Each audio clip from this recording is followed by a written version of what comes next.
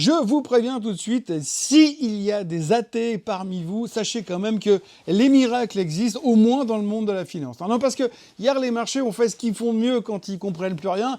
Ils ont décidé de repartir à la hausse. C'est simple, c'est efficace, et disons-le carrément, c'est franchement carrément suspect quand même. Fondamentalement, rien n'est réglé, on sort d'un cocktail indigeste, guerre, pétrole en feu, stress sur les taux, et ce petit parfum de panique qui flottait quand même au-dessus de nos terminaux en fin de semaine dernière. On était clairement en droit de craindre le pire, et puis, paf! Lundi, tout le monde s'est détendu. Alors pourquoi ce virage à 180 degrés? Pourquoi est-ce qu'on est passé du « on va tous mourir » à « tiens, non, finalement, pas aujourd'hui ». Tout simplement parce que le patron a parlé, et le patron, c'est le pétrole. Le baril a décidé de faire redescendre la pression d'un cran. On a vu un tanker franchir le détroit d'Ormuz sans se faire pilonner au lance-roquettes, et d'un coup, c'est le soulagement général. Le pétrole a pris une claque monumentale, le WTI a perdu 5% pour revenir vers les 95 $. Ça, c'était hier. Bienvenue dans ce Morning Bull Live, je suis Thomas Veillet et nous sommes le 17 mars 2026.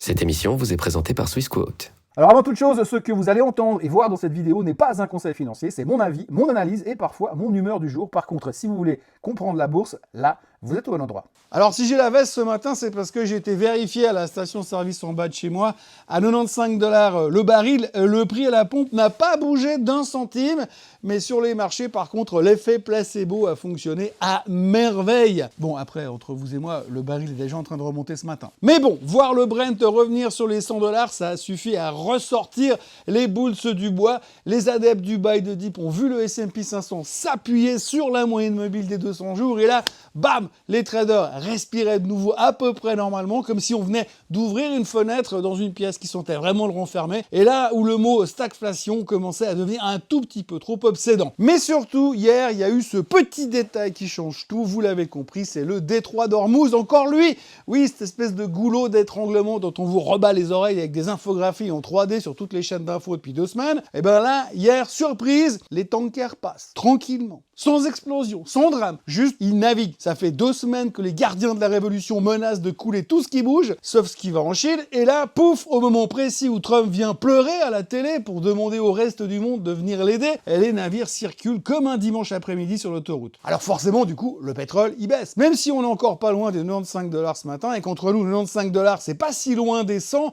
et que 100 $, c'est toujours l'antichambre de la récession. Mais bon, le marché, lui, il a décidé d'être content, alors on va pas gâcher la fête. Ne cherchez donc pas plus loin, rien n'a changé, la guerre n'est pas finie, l'inflation reste un cauchemar et la croissance américaine merdouille sérieusement parce qu'on préfère tous un baril à 58 plutôt qu'à 95. On ne parle même plus des droits de douane ou de l'emploi qui part en vrille. Pour l'instant, tout ça n'est que de la littérature informative et tant que les tankers flottent, le reste n'intéresse plus personne. Et puis bien sûr, si vous ajoutez à ça l'Agence internationale de l'énergie qui promet d'ouvrir les vannes en cas de problème, voilà, les investisseurs se disent que le scénario à la Mad Max avec la Ford Interceptor qui chasse le baril dans le désert, c'est peut-être pas pour tout de suite. Résultat, les marchés sont repartis comme un vieux diesel qu'on croyait mort, mais qui redémarre quand même au quart de tour, même à plus de 2 balles le litre à la pompe. Le Nasdaq a repris 1%, le S&P suivait le mouvement, le Dow Jones aussi, et en Europe, on a fait pareil. Et comme nous vivons dans un monde absolument parfait, même les taux se calmaient. Le 10 ans américain est redescendu à 4,23,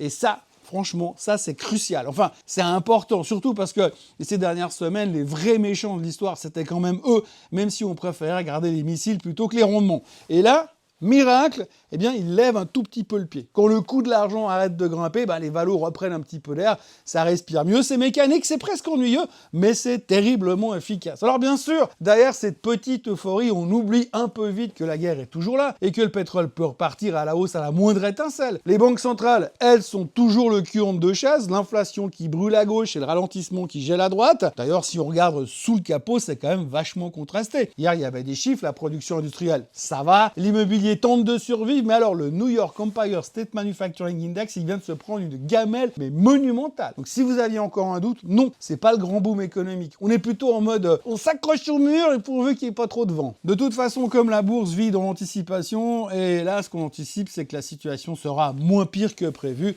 et en bourse moins pire, c'est déjà une raison suffisante pour vider le compte de la grand-mère et aller acheter tout ce qui bouge. Ajoutez à ça des deals à 50 milliards dans l'IA, des acquisitions massives dans les semi-conducteurs, et vous avez le cocktail parfait, un mélange de soulagement, d'espoir et d'un gros soupçon de déni. En résumé, pour faire très simple, hier, les marchés ont fait un truc très humain, ils ont choisi d'y croire. Croire que le pétrole va rester sage, croire qu'Hormuz ne va pas péter, croire que la Fed ne va pas faire de conneries et surtout croire que tout ira bien. Alors, ils en savent absolument rien, on est bien d'accord, hein. Personne ne sait rien, mais ça ne les empêche pas d'acheter. Et franchement, c'est peut-être ça le vrai moteur de la bourse depuis toujours. La capacité à ignorer le précipice tant qu'on a encore un peu de gaz dans le réservoir. Pendant que le reste du monde avait les yeux rivés sur le pétrole et les tankers, eh bien, il y avait un autre spectacle qui se jouait en parallèle. Ah, c'est un truc beaucoup plus calme en apparence, hein, mais infiniment plus explosif sur le long terme, c'était le GTC de Nvidia. Alors à la base, le GTC, ça veut dire GPU Technology Conference, mais aujourd'hui, le nom est presque trompeur. On ne parle plus de carte graphique pour gamers boutonneux, c'est devenu un showcase technologique mondial et surtout une démonstration de puissance absolue. Hier, on a appris une chose capitale, Nvidia ne vend plus des puces, Nvidia vend des usines à intelligence. Le message est limpide. Avant, on achetait un composant, aujourd'hui, on achète une AI Factory. Un data center entier pensé pour produire de l'intelligence comme on produisait de l'électricité au siècle dernier. On change de paradigme, l'IA n'est plus un outil, c'est une industrie lourde. Et au cœur de tout ça, il y a des machines toujours plus puissantes, toujours plus intégrées et surtout indispensables. Le message caché de Jensen Huang, c'est que si tu ne passes pas par Nvidia, bah tu risques bien d'être hors jeu. Point final. Ils sont même en train de préparer des data centers dans l'espace.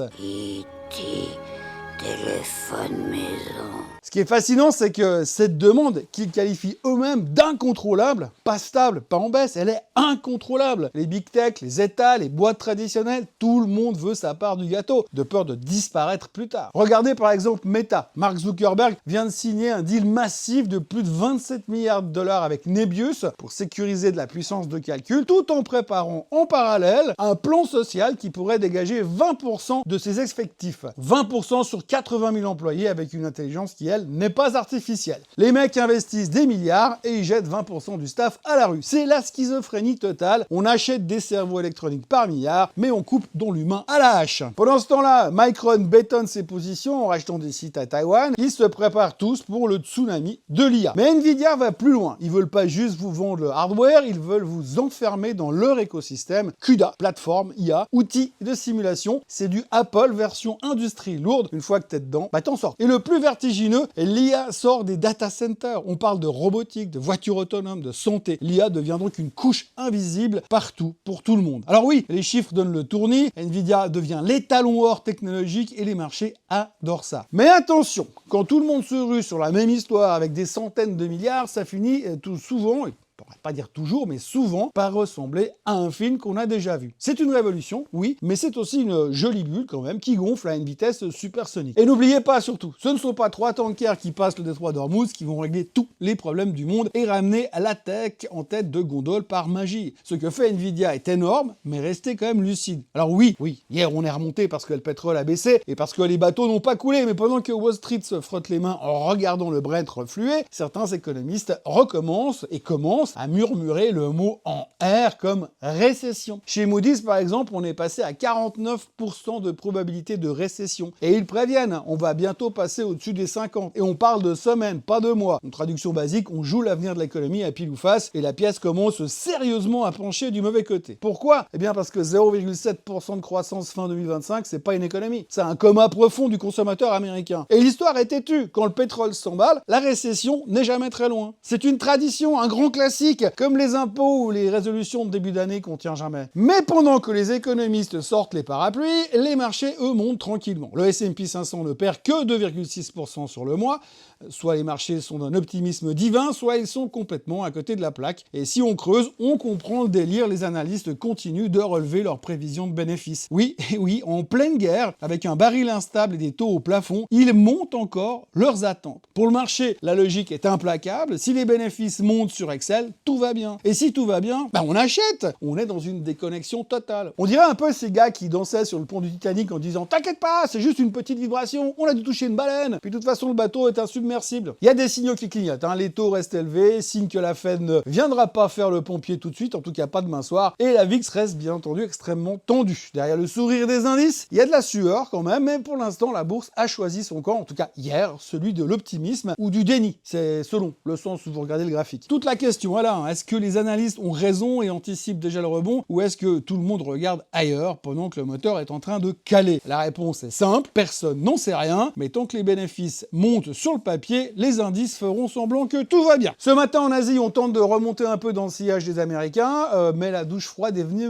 d'Australie ce matin. La Banque centrale vient de monter ses taux. Tout ça parce que l'inflation causée par la guerre est un risque qu'ils ne veulent plus ignorer. Reste à espérer que Jérôme Powell n'écoutait pas la radio australienne ce matin à la veille de son propre FOMC meeting, parce que ce serait dommage que ça lui donne des idées. Pendant ce temps, à l'heure où je vous parle, le baril reprend déjà 4%, parce que les experts commencent à douter sérieusement de la capacité des Américains à sécuriser le détroit d'Ormuz. Oui, ça passe pour l'instant, mais pour combien de temps? Les messages de l'administration Trump sont jugés mitigés sur la durée du conflit. Une chose est sûre, ça tire toujours sur Dubaï et Oman. Et visiblement, les gardiens de la révolution ne sont pas tous morts et le peuple iranien ne s'est pas encore soulevé comme Trump le voudrait ou l'espérerait. Pendant ce temps, Trump cherche désespérément du soutien, mais tout le monde le laisse en plan. Friedrich Merz estime depuis Berlin que cette guerre ne regarde pas l'Allemagne. Macron, lui, il organise son 22e conseil de défense, sans doute pour se persuader qu'il a encore un rôle à jouer sur l'échiquier mondial. Et en Suisse, le Conseil fédéral a déclaré qu'il ne pouvait rien faire pour caper les prix des carburants. C'est comme pour les assurances maladie, ils peuvent jamais rien faire. Et puis c'est jamais de leur faute surtout. Pour l'instant, les futurs sont en baisse de 0,5%. Retenez bien cette règle simple pour les 2 prochains mois. Plus le pétrole remonte, plus les indices baissent et vice versa. Si vous avez compris ça, vous avez tout compris. En attendant, on s'abonne à la chaîne Swissquote en français, on like, on partage et on commente. Et puis, bien sûr, revenez demain parce qu'on se retrouve demain pour voir si le baril sera à 125 ou à 47.